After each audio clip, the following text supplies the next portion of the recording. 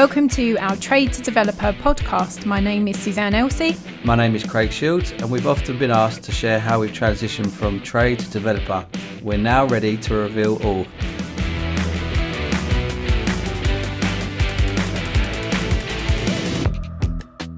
So what I've found over the years is a lot of the guys are basically run ragged. They haven't got time to get the paperwork straight. They haven't got time to do their admin and invoicing.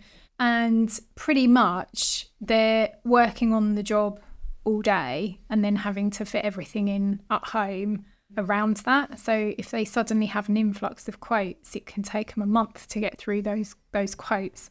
Or if they have a job run late for some reason, you potentially could wait even longer.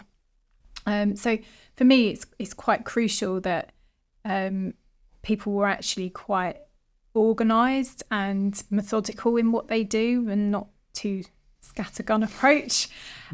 So I found the best people to work with were the people that had some sort of back office support. And I know that's something that you had in place quite early on as well. Whether that's admin or bookkeeping or social media or whatever form that took part in.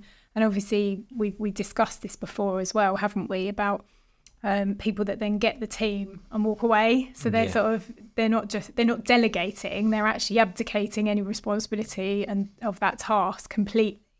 And that's when it can go wrong and cause a problem. So I just thought it might be really good for you to explain to everyone listening. Delegating from the beginning, I find it some people find it easy to delegate and some people don't. I think it's probably one of my strengths is delegating. But I think within the business, you need to make sure, like when I spoke about the customer journey, that part of that customer journey is people in that, not just me. So all I was doing was turning up and actually looking at the job.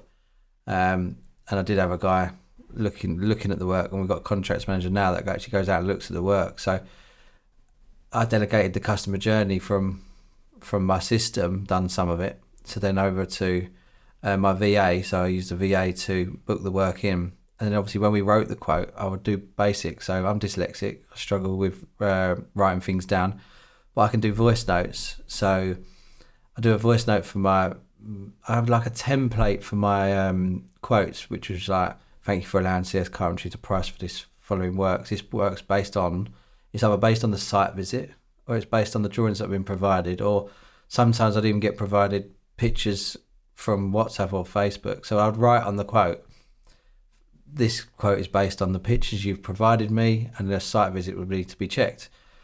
So I'd only need to go into my, and then it would carry on to say like there's a 25% deposit, the waste is included, there's a 30-day expiry date, because obviously what we've had over the last 2 years, prices have been increasing with materials all the time. So there was a few trigger points in there that I needed to change. So on my voice note, I would go, this price was based on me going to the site visit. It's a 25% deposit, this one.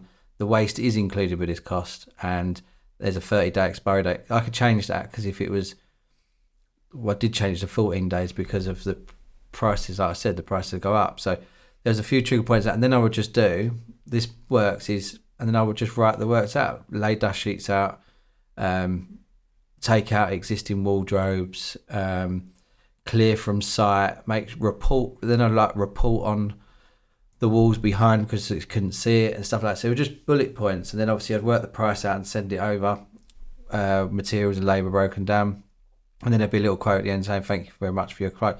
So delegating that part of it, I only needed to do a voice note, so I just voice noted it over. Obviously there was a bit of working out to in between, but then obviously when they used to come back to me, I've got bookkeeping in-house. Obviously not everyone can be fortunate enough to have bookkeeping in-house, so people can outsource their bookkeeping, plus the VA that sends the quote can also send your invoices. My VA does my quoting and my social media, so again we send pictures to her, she does the social media. So it's delegating all them things that a tradesman struggles with all the admin side of things, because they're the best off doing the job. Do you know what I mean? So if people are actually still in on the tools and they're going to dedicate a day for pricing works, then don't run over to the second day. Make sure you can get it done that day and get it out to the people that are going to put it together. And that delegating for me was all about that. So the reason for using the VA is because of having someone in the office full time is quite costly. So I did have staff before that was 5 days a week, and I'd find I was at the end of the desk telling them what to do. Where biggest mindset with me was I needed to have someone that would tell me what to do rather than me tell them, because I'm not admin based trained. I don't know. I'm not going to sit here and pretend I run a business, but I don't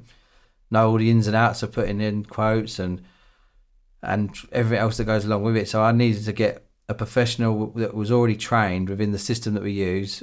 And so we use Trello for our system for tracking our work. We use Sage for our accountancy, and I needed to know that they could use all of them platforms, that they could tell me how to use it.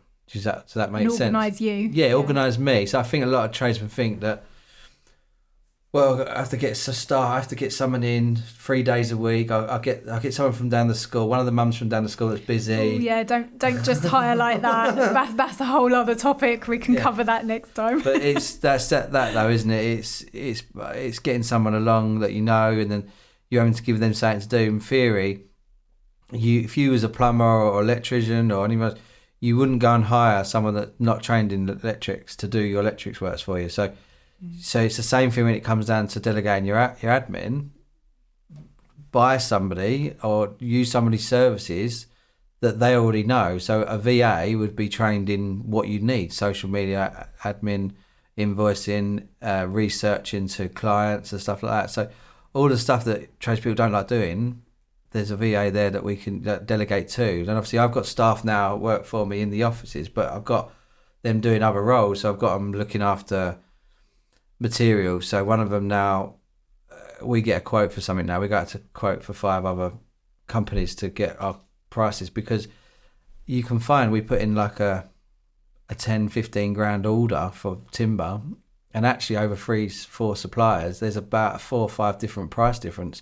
And also as well, so just for instance, buying 4x2, 7x2 and 8x2, the 8x2 could be cheaper at one of the buildings. But they say number 1 builders merchants, but then 4x2's dearer there, and then 4x2's cheaper at number 2. So we would order our materials, even if it's different size timbers from different merchants, to get the prices down. So delegating actually saved us money as well. So it's just knowing what and how to delegate, and making sure that you don't just leave it completely, like what you're saying. Is some people just go, I'll just get on with it. And someone we were talking to the other day that their marketing, they said that I don't know what marketing's doing. I've given it to a company, they're getting on with it. Well, actually their marketing wasn't getting them anything. No.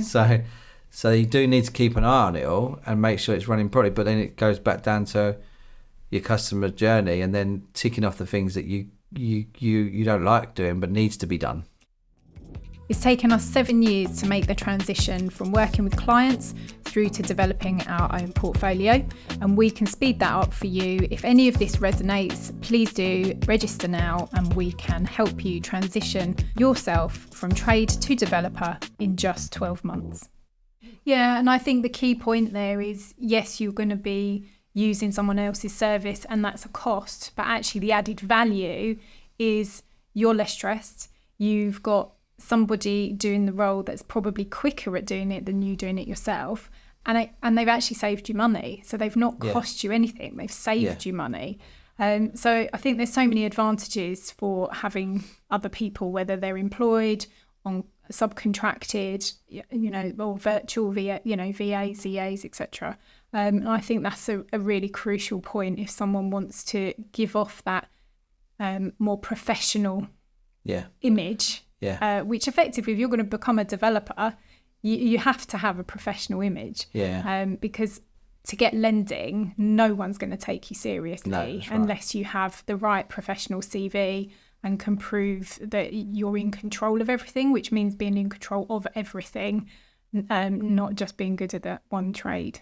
I totally agree. I think the buying the VA is a good one because of you can have 20 hours a month and they will get things done a lot quicker within 20 hours. Actually, you should be filling up their time. They'll probably be using it more. But if you had someone in the office full time, it's a full-time wage where you're paying like a VA. It could be 600-700 quid a month. When it's down to a labourer, that's like we can ask money for a labourer. So you'd easily take on someone from down the pubs because he's looking for a job and just to run a wheelbarrow from backwards and front for a couple of days. But actually, if you was to employ somebody else like a VA that take off all your admin staff of it, it's actually looking at that end. And I think the delegating on that I find it really easy to delegate. And I know, talking to a lot of tradesmen, they don't. They're like, well, I never did. I can do my invoicing myself because no one else knows how to do it. Oh, I've never done an invoice.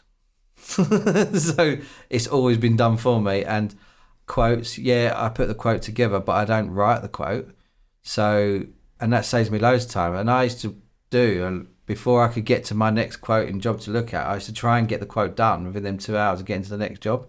Then sometimes I'd have the quote sent out that day and even win it that day. And I used to play a little game with myself. So how can I delegate this quickly to my VA to get that out? And then if she got the quote done, and then time I get home, I might have won 2 jobs out of the 4 that I've looked at. So well, I can resonate with people that aren't great at delegating. I've found that, sometimes it's quicker to do it yourself, and no one does it quite how you do it. But actually what I've learned over the last probably 8 years is that I need to lean on people like that. I need them to organise me, because half the time it's me holding me back and getting in the way of things, particularly like my diary organisation, because I would typically flip from one thing to another depending on what appointment I had in where, and then I've got to try and get the work squeezed into silly little gaps because I wasn't managing the diary particularly well. Because I was very reactive. If a client wanted to see me, I'd book it in. And it's like, okay, well, when am I doing the work? Because, you can fill up your week with client appointments. It's like, I've got to get the work done sometime. So I can really resonate with people that struggle with that. And it's a process, it's working out how you can buy back some of your time. So that instead of just going, right, I need someone that's doing marketing or I need someone that's doing bookkeeping. Bookkeeping was my first thing to go, I have to say, as was IT. And when I had my team, it was HR, because there's so many requirements for HR. It was actually quite mind-blowing. So it was money well spent, in my opinion. But what as entrepreneurs, what we tend to do is, I just take this social media course, and I'll just take this bookkeeping course, and I'll just take that course. Actually, the time you spent trying to learn this stuff that you're not passionate about, so you're going to be slower, you're not really going to care, it's not going to be consistent. You might as well plough that money into getting someone that loves doing whatever that particular task is. So I've got much better at delegating things out, and it is easier if there's a particular sort of project or task that's like a complete thing that you can give away. That for me works really, really well. And also I've got we've got teams now that collaborate with each other, with for example, our web person, social media, our marketing, graphic designer. Yeah, they're all working together on our stuff. Well, they set this up, which is all set up, and it works really well. So the onboarding process, all of that is all taken care of by a team of people, and we're basically giving them the vision, and then they create it. So, but that applies the same in a trade business as well. You need the right. I think a lot of people do it in the evening. They do. They absolutely do. They just come home, I'll get my quote and I'll put the kids to bed, and then I'll start and do my invoicing and quoting, and then next morning they're shattered for work. In theory, they need to be shutting at 5 o'clock when the business shuts down, and then do it again the next day. They need to delegate right. I think the key thing for people would be is to write down their list of what they do. We tell people to do that, don't we? And it's that whole onboarding process, isn't it? I think the key thing is most entrepreneurs don't go on holiday, and if they do, the phone's constantly ringing and there's problems to deal with. They're not getting their family time. They're not able to eat well, go to the gym. And I think if any of those are in your life or their life, that's something where a change needs to be made. Yeah, definitely. I think the starting point would be write that down and write all the things that they don't feel in their remit of what they normally do, and delegate them parts out. Start 100%. With that. Start with them top tips with write down your customer journey. What is the main higher value part that you should be doing, and all the rest delegate. Thank you all for listening, and thank you all for your support, and please subscribe to the upcoming podcasts. Just remember the famous quote from Henry Ford: if you always do what you've always done, you'll always get what you've always done.